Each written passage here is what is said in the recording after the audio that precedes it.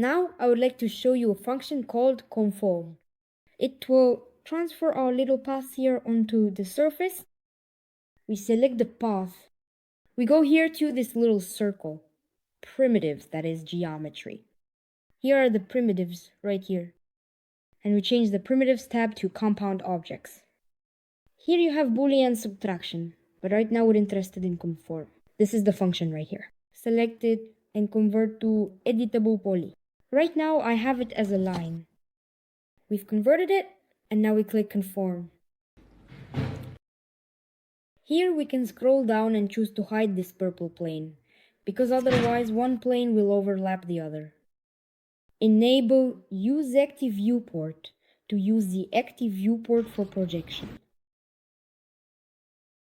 Press the letter T. This will switch the view to top. Click Pick Object to Wrap and select the plane. It transferred our path onto the plane, but right now it has some errors.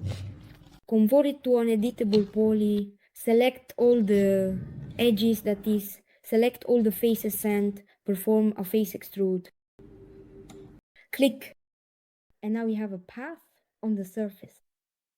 Goodbye everyone!